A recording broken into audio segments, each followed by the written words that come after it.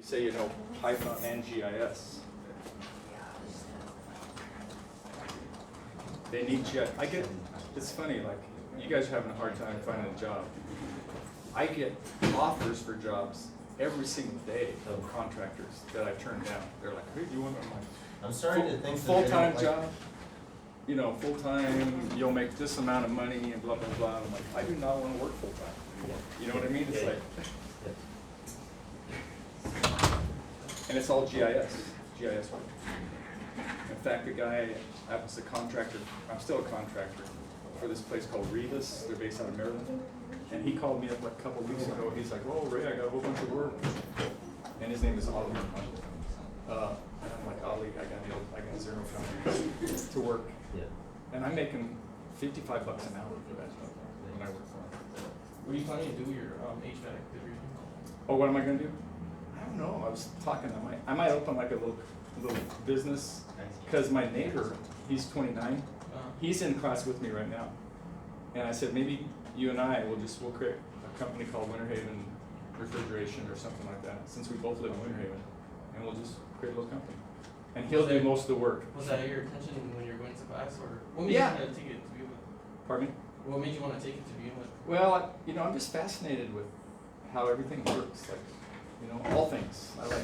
I'm like a lifelong learner. I like, I want to learn plumbing. I'd like to learn how to build a house like from scratch. Framing. And I know a lot about electricity. I've run my own circuits and stuff like that too. And I installed 2 mini splits in my mom's house, just teaching myself and her trailer up in Globe. And that got me thinking, man, I really want to learn more about how this stuff really works in the back end. What's happening here? How does cooling work? How does it work in a car? It's a complicated cycle. So, and I'm like, since I'm a teacher, I get to take classes for $15 here at Pima, so I can get a degree for like dirt cheap. So why not? Right? I might go back and do plumbing. They're going to need 550,000 plumbers in 3 years, they said, in the United States. And plumbers make money, make good money, dude. So the expansion and compression of a gas reacting quickly as it reaches warmer and cooler spots when it gets pushed through a loop, I think. Yep. Yeah. No, there's some steps I'm missing. I'm starting to see what I Here, don't. I'll draw you the refrigeration cycle. Does anybody know how it works? I thought I did until I ran into some holes in my mind. This is off topic, but so you've got a compressor, right? Yes. This is a whole refrigeration unit is totally sealed, like you never put any gas in or take it out. It's all a sealed system. You shouldn't have to. Yeah. So this goes out to this thing compresses your refrigerant, and they're getting away from R22. They're using something called R410A now, which is better for the environment. Okay. So this is high pressure and high temperature coming out of this thing. Okay.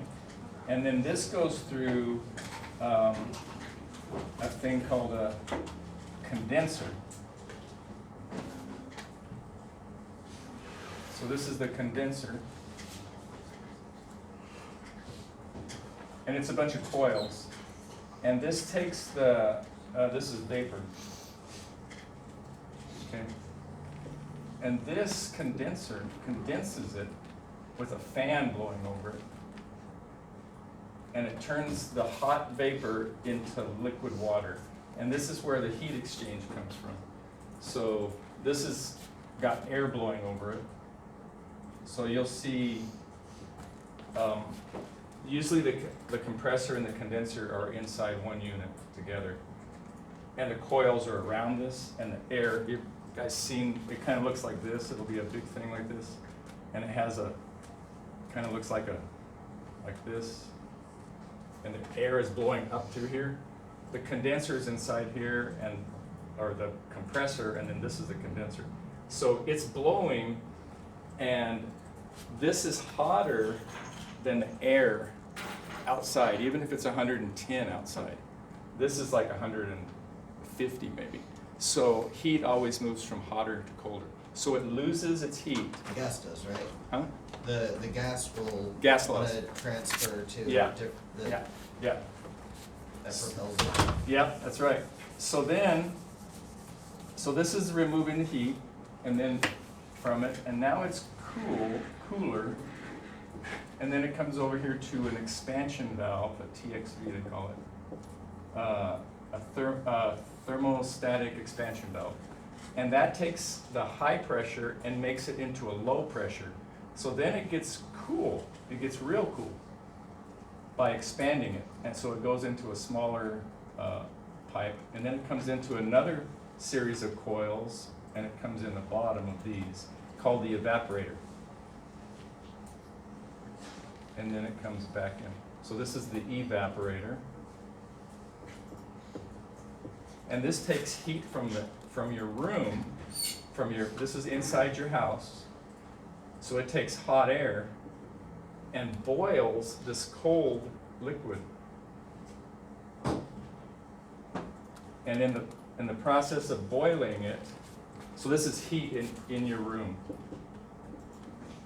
The liquid has been cooled through the expansion valve. Because whenever you expand something, it cools it. So now it's cool, and this stuff boils at like, it's like the refrigerant's this clear looking stuff, and it's got really weird boiling points. It boils at like minus 40 degrees. Okay, so all it takes is a little bit of heat in your room to cause it to boil, and then a fan blows over this into your room. So this is now cold because it's taken up heat. So this blows the air into your room over these. These are cool. The heat leaves your house outside. This is outside the house. This evaporator's inside. And that's the refrigeration cycle. In a nutshell. The evaporators are inside your house.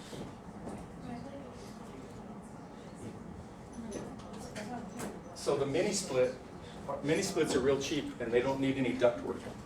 Yeah, they're pretty cool. So the compressor condenser is in a little thing that kind of looks like this, like a little square or a rectangular little box. And it has a fan like here on it. And this is outside the house. And then you run the tubes in here, the high pressure and the low pressure, that go up into your house, and then the evaporator fits up on the wall, whatever room you put it in. Yeah.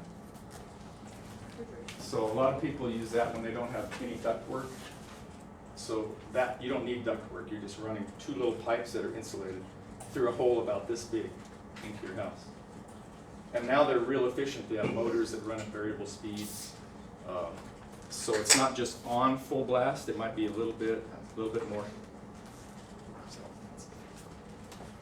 Okay guys, a little sidetrack. All right, let's go to our poll questions. All right, so first poll question. A dictionary is a data structure that has key value pairs that are separated by the colon character and can only contain integers for keys and values. Is that true or false? Well, False. You think it's false, and 4 people think it's true. We only got 5 votes? Why do you think it's false? because you can have strings and Yeah. other things probably. Right, exactly. You can, it doesn't have, it could be mixed. It could be strings, it could be integers, it could be lists, right? It could be floating point numbers. Okay, so this answer for this is false.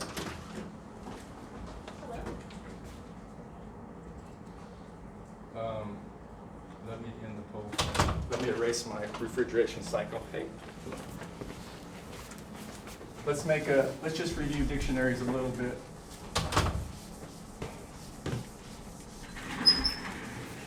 Plus, the reason I like refrigeration and all this stuff is I get to buy all kinds of cool tools. How are you still bored with all the things you do? And I like to get good deals on things, you know, so I like go to Facebook Marketplace and stuff, and somebody has like a really nice set of gauges and stuff, and they're asking like $300 for it, and I said, will you take 250? It's like, it doesn't hurt to ask, right? And a lot of times they'll like, yeah, let's try, let's make, what were we saying? Oh, Roman numerals, okay. Let's just review dictionaries real fast. So we're going to create a dictionary. It's got curly braces, right? And then we will have the keys be the Roman numbers this time. And the value is an integer, right? So the I is 1, and there's a comma. So this is 1, that's a key. And that's the value. It's a pair. And then we'll say V colon is a 5, right? In Roman, and an X, we'll just make it easier. X is a 10. And then there's our dictionary.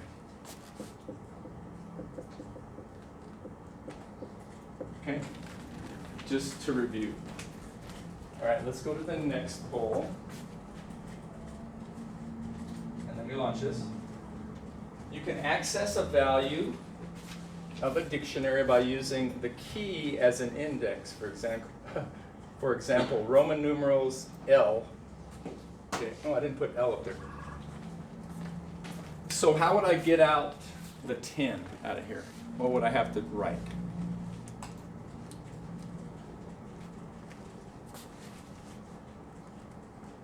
I'm a robot, you guys are telling me what to write. I think we're all trying to index the key and value. We want to get this value out, the 10.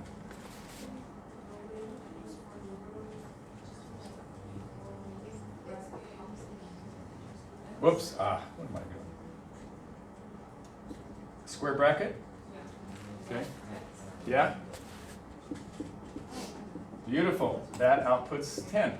Right, that's the key, and that prints out the value. Good job, Alessandra. All right, so that is true.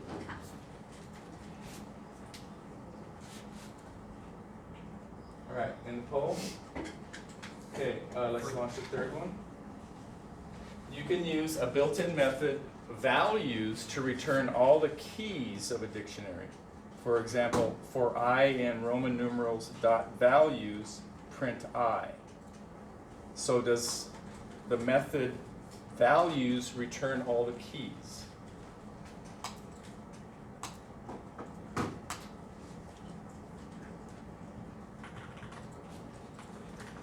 So if I said for I in Roman numerals dot values colon print I. What's that going to print? Is it going to print the keys or the values? Values. Right. So is this question true or false? I'm saying it returns all the keys. It returns the values. So this is going to print out the values, right? So it's going to print out 1 on a line by itself, then 5, then 10. Okay? So values prints the values. There's also a keys. There's one called keys that prints the keys. Okay? And we already saw there's one called items, a method. I think we're going to get to that next. So this one was false. Oh, did I launch it? Sorry. My bad. Oh wait, did I? Wait a minute. That's poll 3. Okay. Can I have them both items? But poll 3 was true? Oh, there you go. Okay, no, I didn't have that right. So you guys got it, it's false, yeah. It should be keys. Let me end that poll. Okay, here's the next question. Poll 5. A dictionary is an ordered collection of key value pairs. So these are keys and values. That's a pair. Key value pair. Key value pair. Are they ordered? Are they in order? From like alphabetic order or numerical order? Or is it unordered? Unordered. Unordered. So it can be unordered. Unordered. It's unordered, yeah. Insert the index. Good. So this question is false. Good job, Tony. All right, and the last question, and we launch it. The items method is used to return key value pairs from a dictionary. For example, for key, comma, value in Roman numerals dot items, print a formatted print key value. So items is what I'm saying here. It returns both the key and the value. Is that true or false? Most of you guys are saying true, and you are correct. You're correct. So if I use items, I get both. So they're saying for key, comma, value. So the key goes into your variable key and the value goes into value.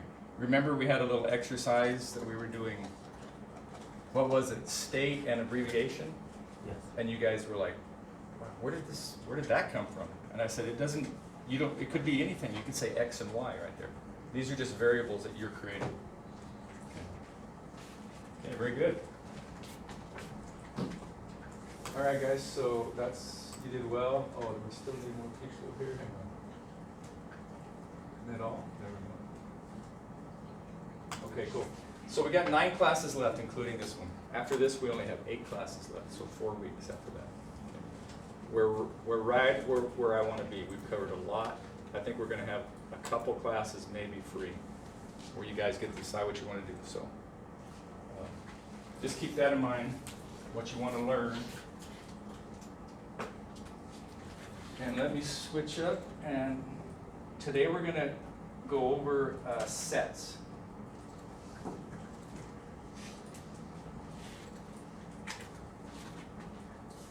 Okay.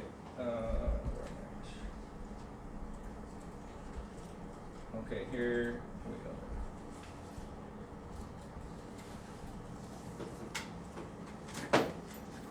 There we go. Is that big enough? Probably not. Huh? Let's make it a little bigger. Okay.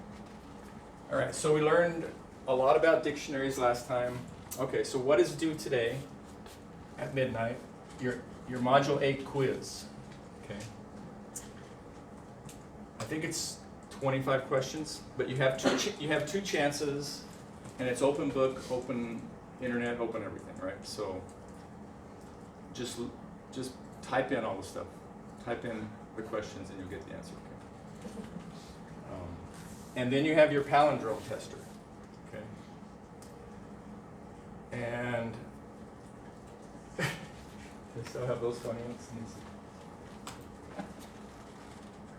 Yeah, here we go. These are all palindromes. Mr. Owl ate my metal worm. So you should be able to type this into your palindrome tester, and it should say that's a palindrome. Because your thing is going to eliminate all spaces in your string. It's going to eliminate exclamation points and special characters and stuff. And do you guys remember how to do that? It's right over. Let's Okay. Let's see, do I have my blue? Yeah. All right, so suppose we're doing it with a list comprehension, I think. So I might write my program like this and say, I'll just call the string palindrome equals, and I would say input enter a palindrome. worksheet. Enter a palindrome.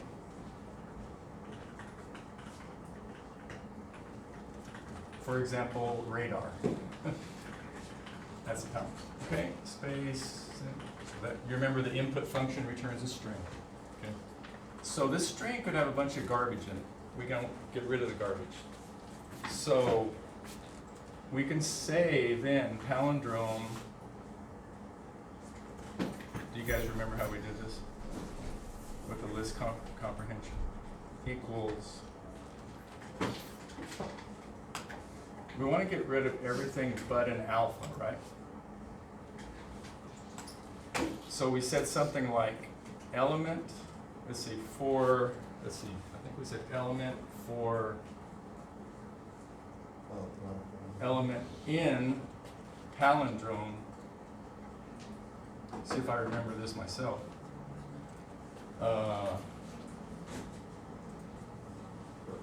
If is alpha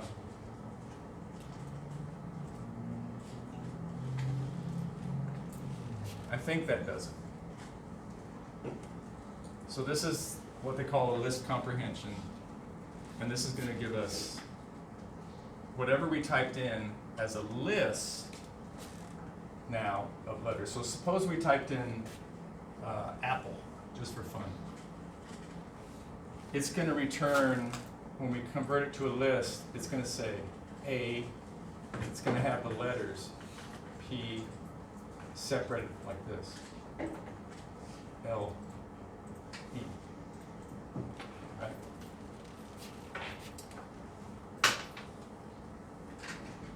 Let me give it a shot real fast, see if, I think that's the logic.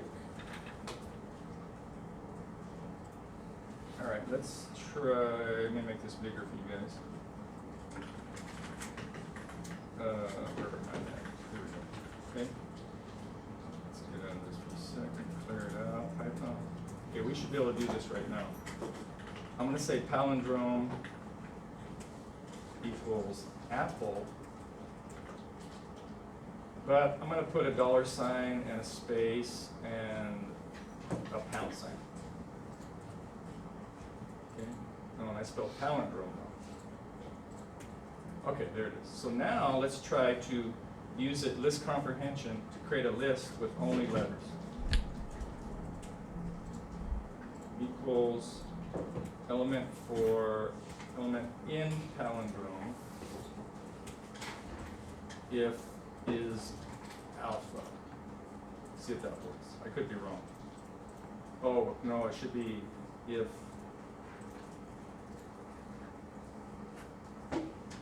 element dot is alpha. I think, let's see if that's right. Oh, I think I spelled it wrong. And now let's look at palindrome. Yeah. So I had this, so I said if element. I was close.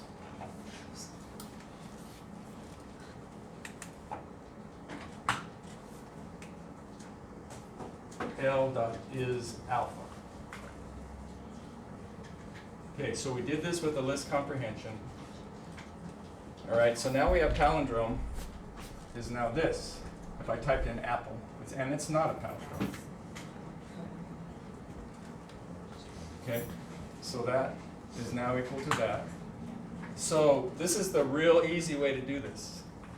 Remember how to flip a list, reverse a list?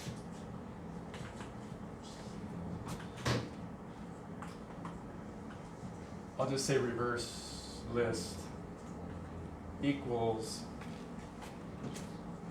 palindrome. And what are we going to put here in these square brackets? Anybody remember? Negative 1? Yeah, -1. 2 colons and a -1. So this will create this in reverse. So E, L, PP, and then an A. Okay, so now you've got 2 lists, and then all you need to do is loop over them. Or actually, all you gotta do, let's see, that's the reverse. Actually, all you gotta do now, because a palindrome is the same forward and backward, now you can use the compare. If palindrome equals reverse this,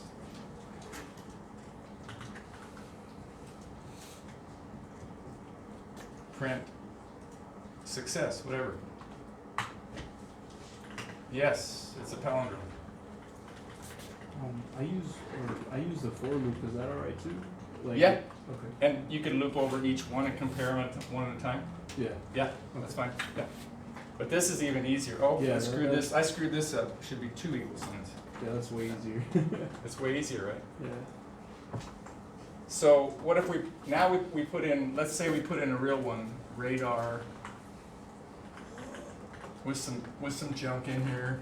A pound sign, has a dollar sign at the front, has some spaces, has an exclamation point. This right here will get rid of everything that's not an alpha. Alpha? God, I'm misspelling everything today. Is alpha. This only will return alphabetic characters. So at the end, I'm going to have, instead of apple, now I'm going to have radar.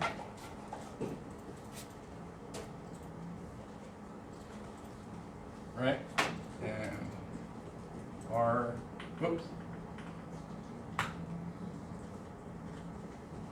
A, D, A, R. Okay? When we reverse that, right, we reverse this one, and we get the same thing, right? R, A, D, E, R. D, A, R. And now I'm comparing that with that. Yep, those two lists are the same. That's palindrome. So, there you go. That's your answer right there, guys.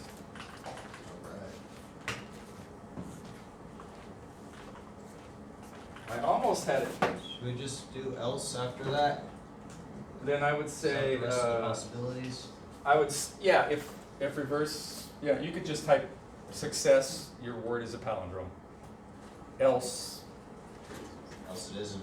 yeah, else, sorry, whatever. Print, tabs here. Print, whatever, sorry, it's not a palindrome. So it doesn't have to be true or false? But Because I'm pretty sure on the instructions it said to return true or false, but we just make it whatever. Oh, I was thinking Boolean. oh, does it say, that's right, it says to write a function, doesn't it? Yeah. Okay, yeah, so you could, Just return. all right, so make this a function, right? So just say def is palindrome,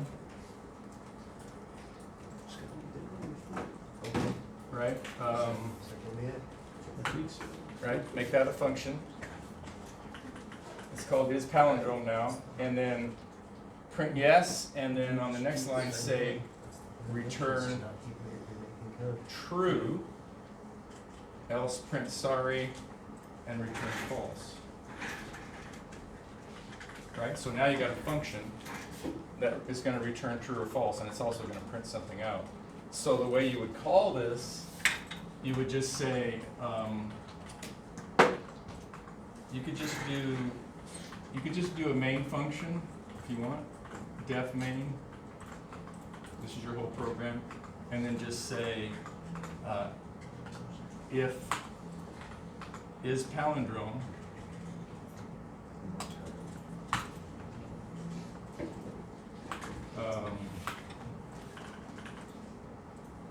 You could print something else, I guess, if you wanted, or now you could just print goodbye, because it's going to print yes, return true, and then you can print bye. Right. So there's a function, and you're calling it in main, right? So main would be this whole part over here would be, we'll call this part A. A would be up here before that. Right. I would just have a hashtag, a pound sign next to that fourth line, including the definition. Where Oh, that- this is, that's yeah, this more is, like an example of like. a yeah, snippet this at the end, is, but yeah, but that's. Otherwise, that's a functioning program. Right, yeah, ignore this, yeah, this is just, I was just showing you guys what palindrome is after this expression, yeah. List comprehension, yeah. Yeah, exactly, good point. Yeah, don't take that literally. And this is a list comprehension. Good.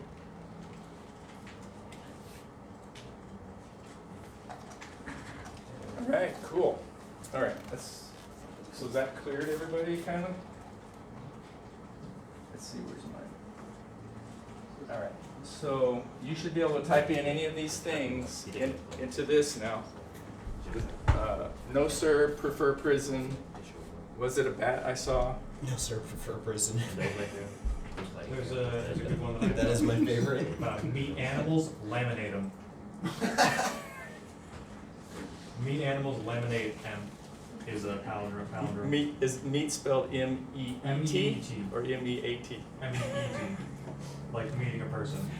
Meat animals, laminate them. Really? Mm-hmm. All right, well, let me add that to this.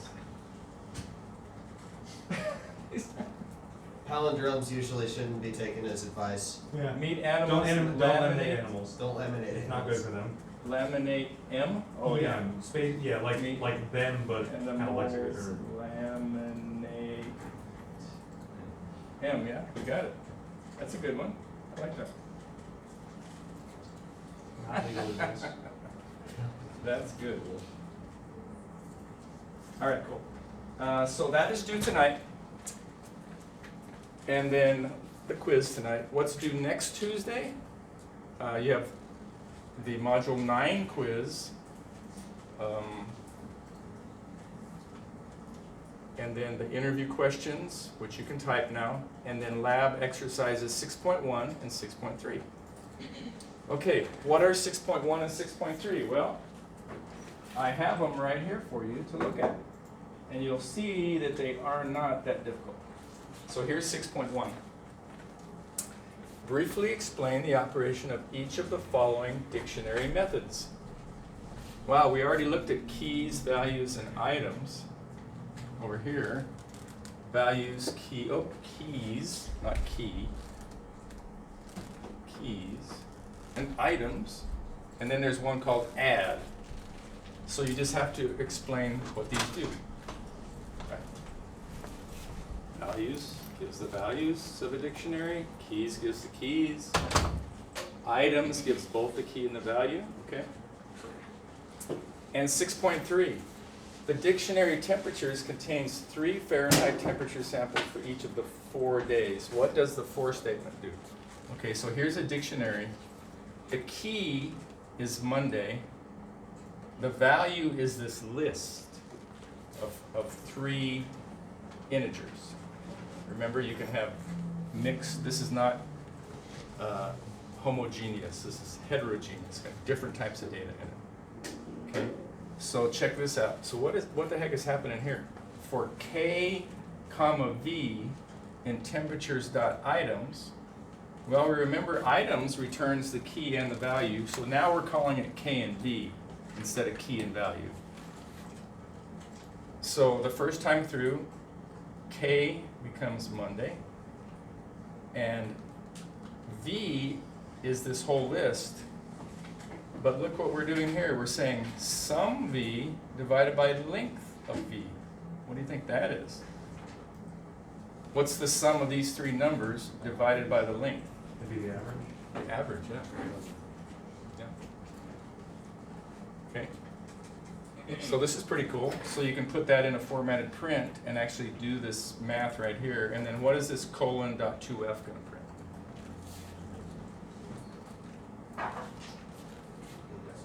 Yeah, 2 decimals, 2 decimal places to the, after them, or 2 places after the decimal. Yeah, so this is what's due next Tuesday. So these 2 aren't too bad at all. I mean, these exercises shouldn't take you a long time. Sorry, but it is K kind of, Kind of like I? It's kind of like I. Okay. It's K, where's it at? Remember, you can type anything. Before we typed key and value, but you could type X and Y, or most people use K and V instead of I, because this is key value pairs. For key values. Yeah. Got Got it. it? See what they did there. Yeah. Good. All right. Okay, so what are we going to do today? We're going to learn about sets. And sets are very similar to dictionaries, so this shouldn't be too difficult for you. Here's a little program. This is right out of your book, and it's called Tokenizing a String and Counting Unique Words. Okay, this is pretty cool. A lot of times, this is like a really standard thing you do in computer science, is try to count how many unique words you've got in something. So we have this variable called text, and it's a big long string, okay? And it's got a bunch of words in it. This is sample text with several words.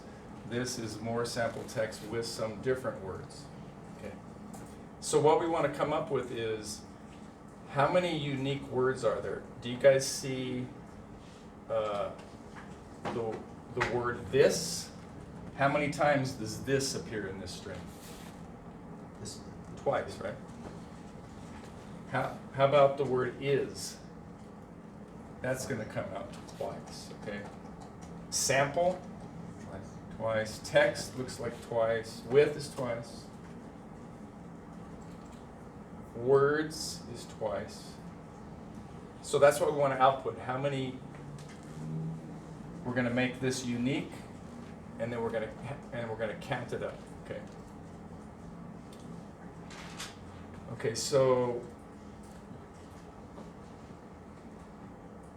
and this really isn't using, this is an empty list. No, you're right. This is, okay, so this is using, okay, this is using a set. Okay, good. Because sets, I'm going to get rid of this now. So we're talking about sets. This board does not want to erase. Good.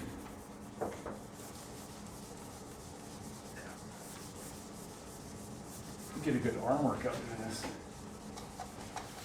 Tricep workout. All right, so we're talking about sets now today.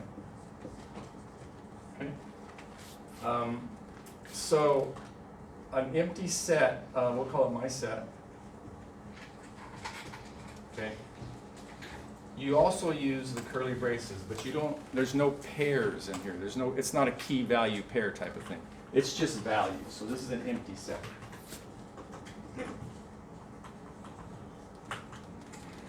Okay. And do you guys remember what I said about sets?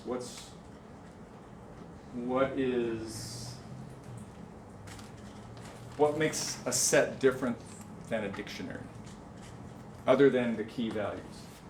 Would this be a good set?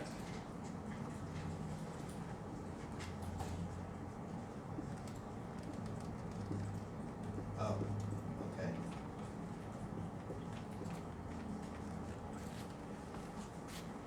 Is that a set? No. Because sets have to be unique, right? So it's an unordered collection of unique values. So if you try to add these numbers to the set, it would ignore the duplicates. And it would really just spit out 1, 2, 3, 4, 5. You cannot have any duplicates. So it's unordered. This just happens to be ordered. But it's an unordered,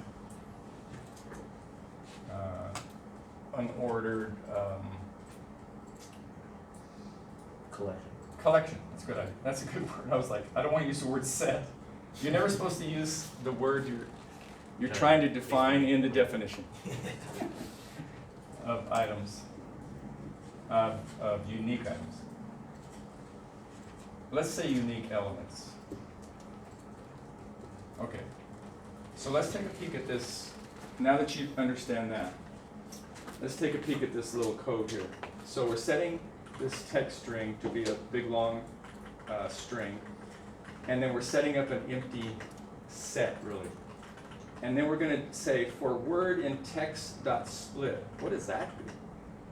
Have we ever covered the split function? Probably not, right? Let's look at it. It's a really cool function. Very handy. All right, let's make a big, let's say text equals, this is a big bunch of words, is a big, is a, whatever, I'm gonna copy this a couple of times. There we go. Okay, so there's text. It's just a string, and there's some duplicates in there. So what if I say text.split? That's a method that you can run on as text. What is that going to do? It makes a list of all the words. It gets rid of all the white space and just puts the words in a list, which is pretty cool, right? And now check this out. So I can say my set equals a set of text.split. So I'm splitting it and then I'm converting it into a set. So what's that going to get rid of? So this is my list because it's got square brackets. Text.split's a list. I'm converting it to a set with the set command. So what do you think it's going to look like? Is it going to have 2 is's here? Or 3 is's? And 2 a's? Or 3 a's? Oh, no, it'll do it in a duplicate. Let's see. Maybe. Yeah. So there it is. It got rid of all the duplicates. It's not ordered. And look at it says of words a bunch, this is big. That sounds like a palindrome. Okay.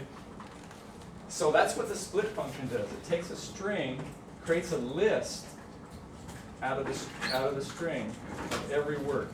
Okay. So back to this little program.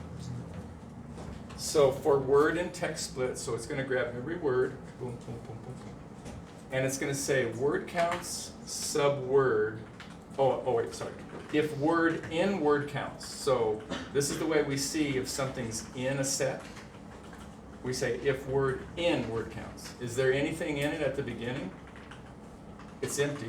So the very first time, word is this. Word counts sub this. Okay. Gets. Oh, this one is a.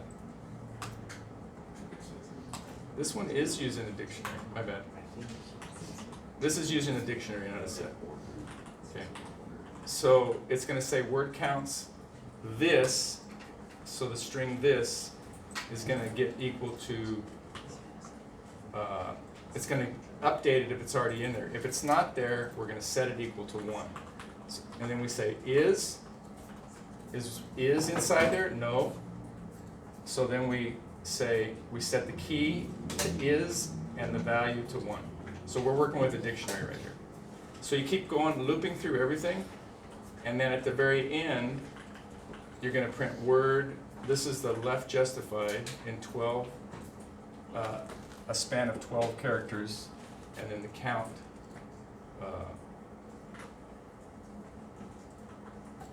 Oh, it just says word count, okay.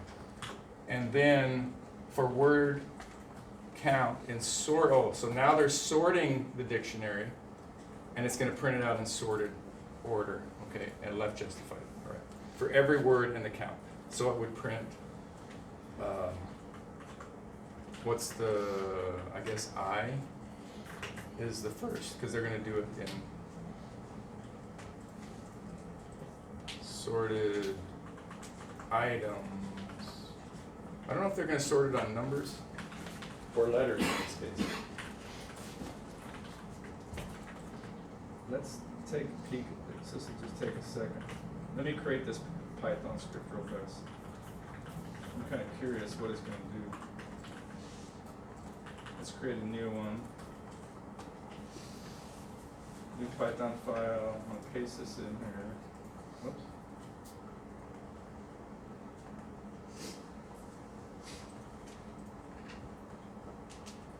There we go, okay. Just gotta get rid of the line numbers and we'll be good.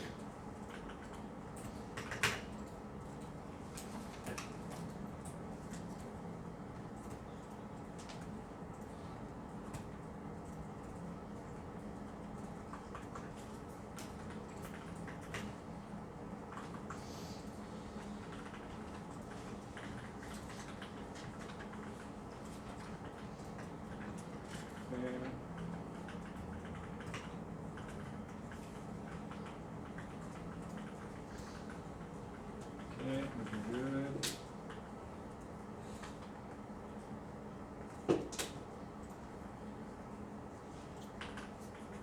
Okay, let's see if this, let me save this, see what this does.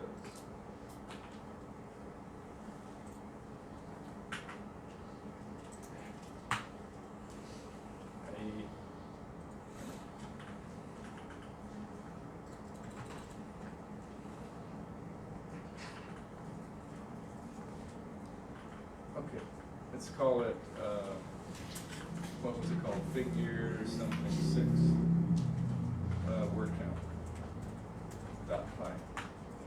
Okay. All right, let's run it, let me get rid of this, what is it gonna print out? Oh, okay. Okay, it did start with, okay. So when it sorted it, it sorted it on the letters, on the words. So D was there once. Is the next in the alphabet, had 2. More was there once. Sample twice. Sample was there twice? Yeah. Several was once. So it sorted it on the keys. And then words was 2. So that's a real common thing that they'll have you do in computer science.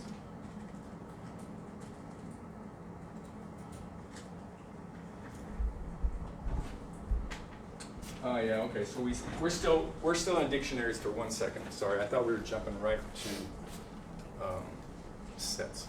So let's change our thinking for 1 second back to dictionaries. Here's an empty dictionary.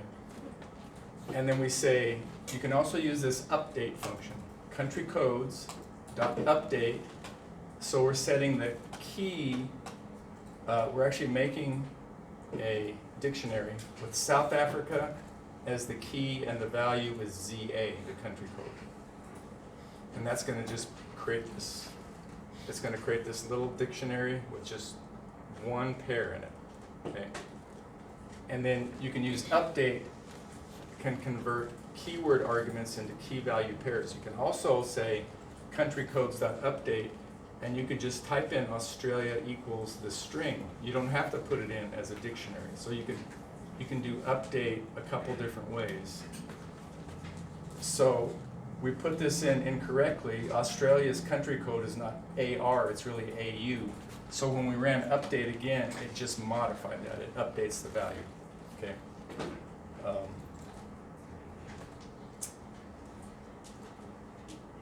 Does that make sense? The update command? And then I'm gonna give you guys a class activity right now, and then you can take a break. Just like we had list comprehensions, where we created a list, it's kind of a short way to create, on 1 line, a whole bunch of different statements, but we're gonna put it all in 1 line. You can do the same thing with the dictionary, okay? So here's a dictionary called months. It's got a key, January, and a value. A key, a value, and then March is considered the 3rd month. So here we're creating a new dictionary called months 2, and we're going to use a dictionary comprehension. So we're going to say we want number, name, for name, comma, number in months dot items. Remember, items returns the key and the value. We're calling it number name here, right? So look what it's going to do. It's going to get and we said name number. That's key value. We're doing value key. So we're reversing the list as far as we're changing, instead of the key being January, the key is now 1, and the value is January. Key is 2, value. Key is 3, value is mark. So we reverse the key value pairs using this list comprehension right here. Does that make sense? Number colon name. So this is the number colon name, right? Because we said for name number, that would be key value. And we just see that name number, we're flipping them here. Number name.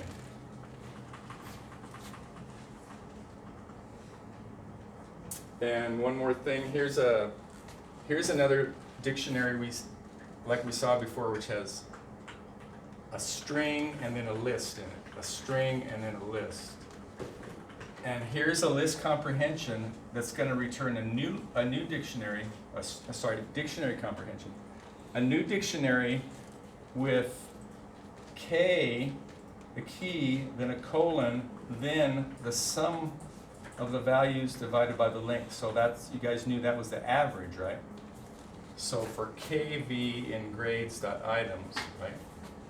So this is the key, V is the items, so we're going to print out Sue, we're going to sum up those, divide them by 3, whatever that is. So this is going to create a very brand new dictionary with Sue and then her average for all of her tests. And then Bob and his average is 90. Okay? So that's another cool thing about a dictionary comprehension. Okay, just like a list comprehension. And here's your little job for, you can take a break and do this after the break or do it right now at your desks. So I want you to use a dictionary comprehension,